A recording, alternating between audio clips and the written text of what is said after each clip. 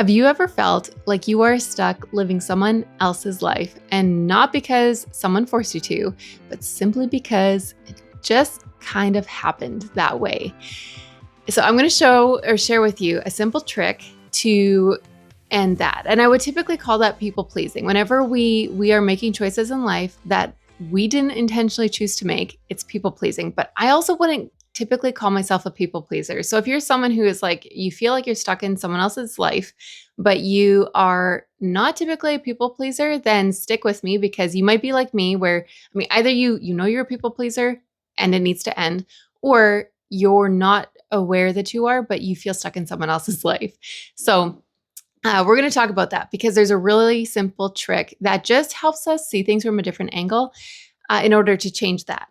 But I also just want to say is that sometimes we get stuck in people pleasing because we see it as being a good, like we don't call it people pleasing, but it's more like we call it being a good person, being kind, being patient, being loving, and just like trusting God. We're trusting other people, and that kind of thinking is it can turn into chronic people pleasing beneath the surface. And so all of those things are good, like hands down, absolutely trust Jesus, but don't give up your choices and your voice along the way.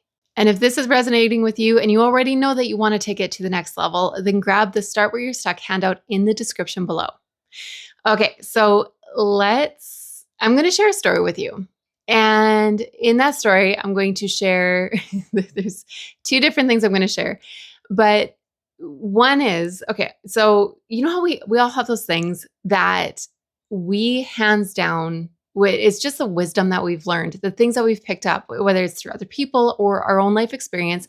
We've learned things that we would share with anybody. It's just like that it's just wisdom for life, right? And then there are those things that we do perpetually that if we had to share it or explain it or teach someone else how to do it, it would be just embarrassing. We're like we would never teach it to someone, just because there are things that we do that are like, this is crazy. I don't want to be doing this. I don't want my kids to be doing this.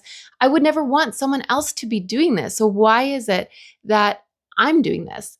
And that's what we want to bring to light. So we're going to look at your life through the eyes of a stranger, because sometimes that's all it takes is for us. It's basically, it's like you have this behavior or this frustrating thing that you're doing, and you're looking at it from the same side and perspective that you have looked at it your whole life. And from that side, it's like it makes sense. It's just how life works. It's what you do. But when you can look at it from a different side, like through the eyes of a stranger, then all of a sudden it's like, this is ridiculous. Like, this doesn't even make sense. This doesn't add up. Like, why do this? Okay, so that's what we're going to do. Okay, so I'm going to share with you a story about my kids' toys, because this last winter, I was so fed up with toys. And so I applied the Start Where You're Stuck method. So if you want that, whether you're frustrated with kids' toys or relationship dynamics or whatever it is that is making you frustrated and stuck and like you feel totally powerless to do anything about it, then grab that handout in the description below. But I had to, so like I guess I have a 4-year-old now and a 1-year-old. So for 4 years, I have just been frustrated with toys, because I felt like, I mean, I was tripping over them. I was always picking them up. There were too many all the time, too many pieces. It was never organized. And I felt powerless, even though it was like, I'm the one managing it. I'm the one who gets to choose. I could say, we're going to have no toys. There's absolutely no toys in the home. I have that choice. I also have the choice to have 10 times as many toys as what is reasonable. But what was happening is that this is the thing that when you can name what's actually frustrating you and name what's going on and naming your part, then it's like when you start to say this out loud, you're like, it's absolutely ridiculous. So if I was going to teach someone how to manage toys the way that I managed toys, not managed now, I'll share with you how I do it now, but the way that I managed toys, I would say you have to you have to start with too many toys, and they're not even the right toys. They're not even the toys that you like. They're not even the toys that your kids play with, but you have to start with this like too many toys to begin with. And then whatever toy someone offers you, whether it's a gift or it's something that other people are getting rid of, you take it and then you add it to the pile. Whether your kids play with it or not, you just keep on adding it to the pile. And then you whenever there's like random pieces, instead of going and putting or like pulling something, if a dish ended up on the toy pile, instead of going and putting that dish away, you just leave it in the toy pile, and it just becomes another piece of this chaotic pile that you keep on picking up. And the key part is that every time, because it's too much for your kids to pick up, so you have to be the one to always clean it up. And every time that you clean up, you have to get more and more and more resentful at everyone else, because this is everyone else's fault for giving you too much. When clearly that's not the case. But that's what I felt. And so I felt powerless to actually make choices with our toys, because I was constantly worried about what other people gave, what other people thought, what other people thought I should do with our kids with their toys, or what other people thought our kids needed. And see, nobody said stuff out loud. Like, people weren't telling me what I should do. I had just picked up these unspoken expectations, and I was making choices that was creating so much chaos in our home on a daily basis. And just it got to the point where every time someone would give something, I was like, great, more work for me. That's all that it was, which is so icky, right? Like, I want to see a gift as a gift, because if someone gives my boys a gift, that's a gift that I want to appreciate and I want them to be able to enjoy. So the turning point happened when I could actually identify what was going on. I had to name what was frustrating me, but I also had to own my part, which you'll go through in the handout, the Start Where You're Stuck handout in the description below. But I had to own my part, because I was taking in whatever came without having any kind of boundary, and I needed to create boundaries. So what I do now, and this is the piece that I would tell to anybody, when it comes to toys, I now choose toys not based on what my kids say they like. I choose it based on what their actions tell me that they like. And if that's a lot or a little, I don't really care about how much that is, because kids have this, humans have this natural boundary within us.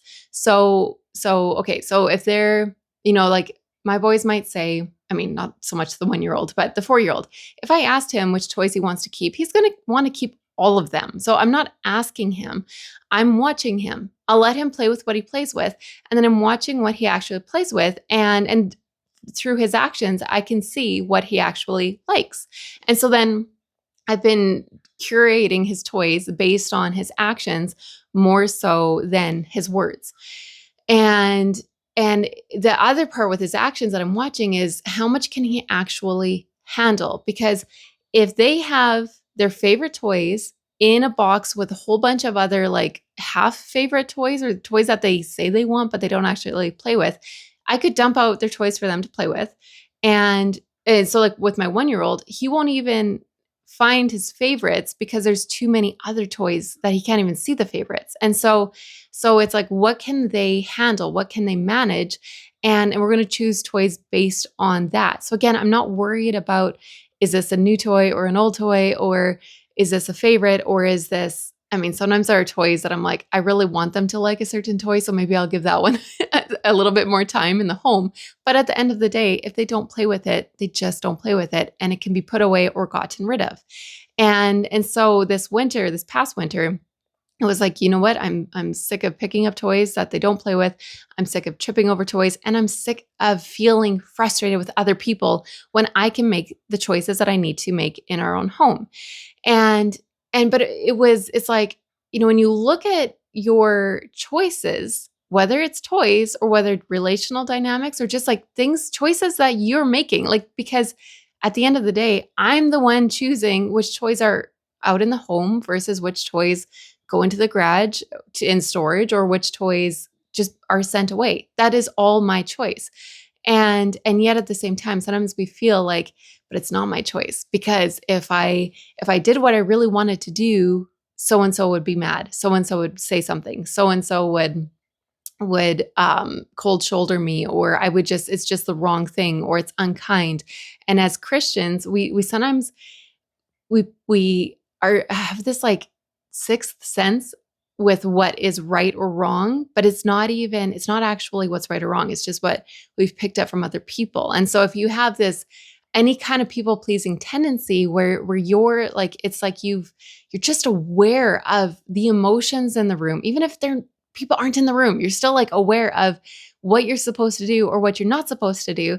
And it cripples you and it sucks. And it's like, I hate this. And that's what makes us feel like we're living someone else's life when we get stuck making choices based on all these unspoken expectations because we know exactly what we're supposed to do or not do. And it's just time that we start pushing back against that. So if you're ready to just say enough's enough, I've done this behavior for 50 years and I'm done, and you're ready to change that, then grab the Start Where You're Stuck handout in the description below. Um, okay, so I don't know where I was leading with that, but I just lastly want to say that if you feel stuck living someone else's life, if you're frustrated with that, there is always a way out. And sometimes, for years, I spent way too much energy feeling like other people could change, because if they could change, basically, it's like, I know I'm supposed to, this is what I believed. I know I'm supposed to be like, just match other people's energy and other people's choices and other people's lives. And so I was dependent on, if I want to change, they have to change first. And so I would get really frustrated with where other people were at in life or the choices they were making. Like, a friend would share a story and I wasn't just hearing like, oh man, that's a really tough story. It was like, can you just like figure this out already? Because I want to figure this out and I'm not allowed to until you do. And, there's so much wrong with that. But now, like, not now, yes, now, but also along the way, I had to slowly realize that I can make different choices regardless of what other people do. And it's actually a gift to other people when I stop depending on them to change and I just start creating the change that I want. And it's also a gift when we stop getting annoyed and angry at other people, or resentful or passive aggressive towards other people, and instead just say, you know what, I'm the one who keeps on handing my autonomy over to other people, and it's time for me to own that and take that back. And sometimes, it is time to tackle a really big thing that is frustrating you that's going on.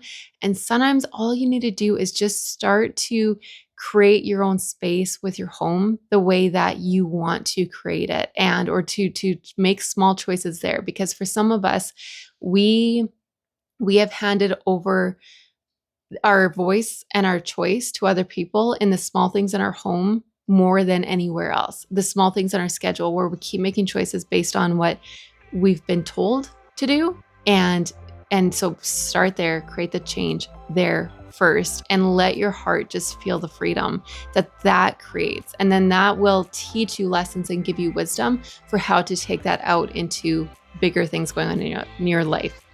All right. Remember to read your Bible, get lost in the beauty of God, and let Him heal your heart. And I will talk to you soon.